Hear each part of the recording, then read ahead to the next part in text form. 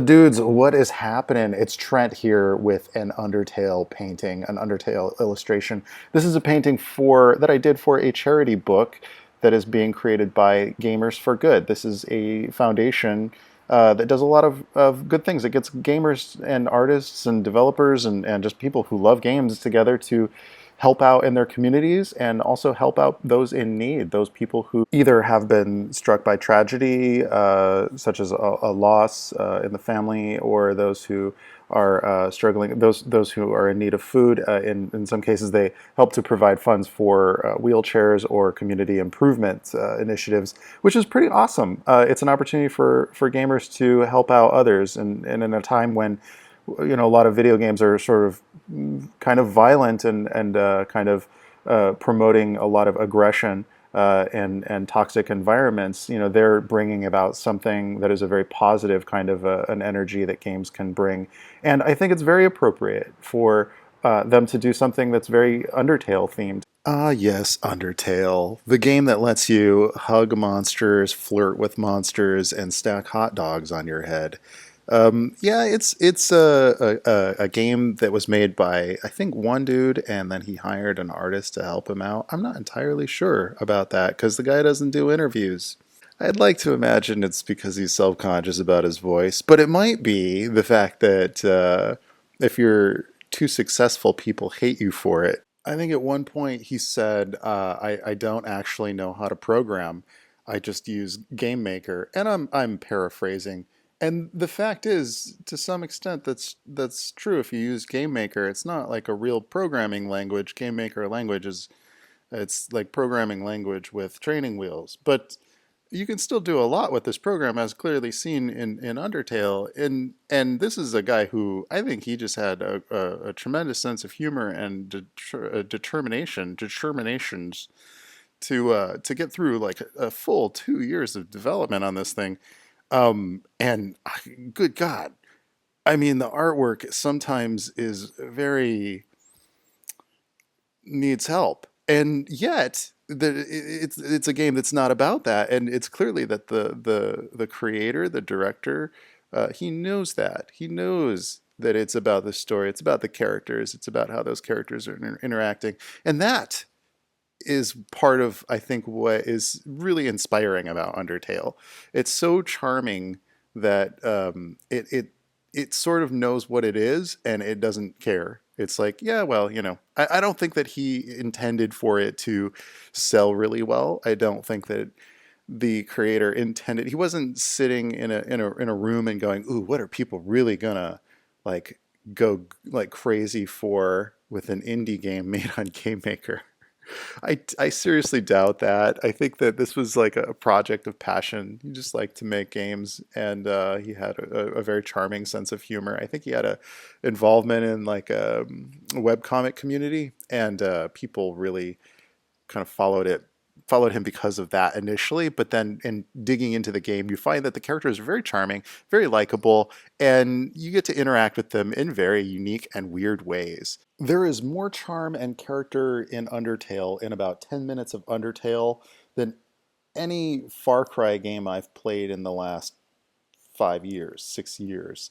And I'm not picking on Far Cry, and I'm not picking on AAA games because I play a lot of games. And, but my point is that this dude knows how to write characters, man. I cared about what was going on with the characters' lives, despite these kind of crummy graphics at times. I cared, about what my character was going through and how I was interacting with the world, and they were responding to my behaviors and the choices that I was making. And this, at its core, a lot of games that are AAA, they forget that and they go, "Oh no, we just need like super flashy graphics and more realistic textures." And especially, I work with a lot of artists, so like we get so focused on the details of things that it's almost like a lot of professionals that I know that have worked on some of the games I've worked on would look at this and cringe, just from the artwork, but they would be missing the point. They would be missing the point that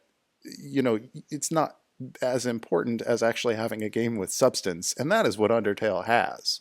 And it reminds us You can polish the hell out of a turd, but a turd's still just a turd in the end. And I'm not saying I've ever made a turd. I mean, as a game, I've made turds. Um, but I'm speaking about the metaphorical turd. The video game that is a metaphorical turd. No matter how much you polish that with millions of dollars of beautiful, gorgeous graphics and details, if there's no substance underneath it, it's still just a turd. And I've seen, it's interesting. There's a group on Facebook. Thank you for enduring my metaphorical turd talk, by the way. There's a group on Facebook where somebody was posting a scene from Tomb Raider where she's climbing up this rock face and boulders are falling and she has to leap to the rock face to her right, and then a boulder falls and she has to leap to the rock face to her left.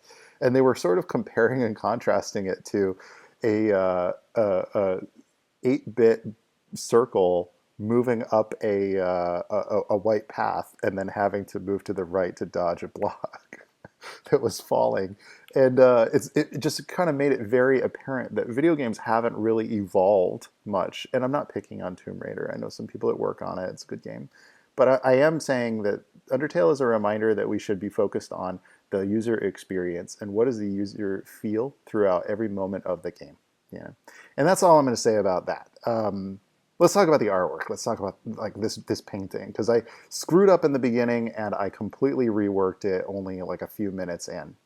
I had fun doing this drawing. I tried to take the same spirit of what the game is about and apply that to the painting. So you can see Toriel is kind of holding out an umbrella over Frisk to protect her from the snow. Meanwhile, the ghost is raining tears down upon her, which I feel like it captures the characters, but and the whole image kind of has this storybook kind of a feel that the game had. And it also reminded me to underwhelm myself in terms of my expectations of myself, of what I can do. Sure, I could have done a super detailed, Diablo style kind of a painting or something like what you'd see me do in one of the games that I work on. But it was really unnecessary for Undertale. Undertale is not about that. Undertale is, I think that the creator said, I wanted the characters to look really simple so that the viewer could fill in. I'm paraphrasing again. I'm butchering all of his quotes. You guys can be mad at me all you want. Just go ahead, do it. Leave it in the comments and leave your hate. And no, he said that he liked the characters to be simple so that the audience can sort of fill in the blanks a little bit and imagine the world a little bit more on their own, which is brilliant. I think that's essential for an indie. If Toby Fox set out to make something that looked as exciting as a Square Enix game, he would have been unhappy with his project the whole step of the way. With a shoestring budget, you can't buy a Lamborghini, and that's just factual. You can spend 10 years crafting a Lamborghini in your garage with parts that you scavenge from trash bins, or you can take like an old Volkswagen engine, put it on a frame, cut that frame apart, and then build a Lamborghini shell around this car. But you're not going to be able to buy a Lamborghini on $10.50 budget. Or I'm exaggerating, but my point is know your budget, know what you're capable of doing, and scope your project within the limits of what you actually can do, or uh, assets that you actually do have. This is a lesson that if I actually learned, I would release a lot more of the stuff that I start and not be so damn critical of myself. Oh. Undertale knows what it is. The creator of Undertale gets this. He didn't, he could have tried to make the next Final Fantasy or something. If he had, he would have very quickly realized I can't put the time into modeling all of these enemies, creating all of the animations, all the menus, all the interactions, all the programming necessary to move forward, and we would not have an Undertale. We would not have had this game. Nope, would not exist. But because he set out and said, "No, no, no, my intentions are clear. This is a game about story. This is a game about a character that goes on a journey into Monster World and collects hot dogs." That's not really what the story is about, but that happens.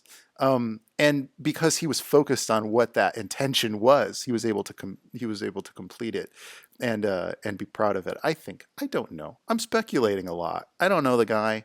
I don't know anything about him. I never talked to him. Probably never will.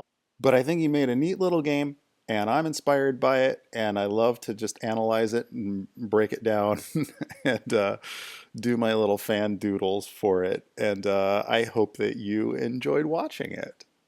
See how I wrap that up into a tidy little bow? Anyway, dudes, that about wraps it up for this video. I've rambled on about metaphorical turds and game development philosophy and junk that I've learned about making games and whatnot. If you have a chance, go check out gamersforgood.com. You might find that you want to get involved in some of the initiatives that they're working on, or you might want to just pick up an art book. And there's some really amazing, some of my favorite artists were involved in the last art book that they had done, and a lot of my favorite artists are contributing to this new one as well. So, yeah, check it out, guys. And until the next video, I will catch y'all mañana de bond. Ciao, baby. Yeah, that's not too bad.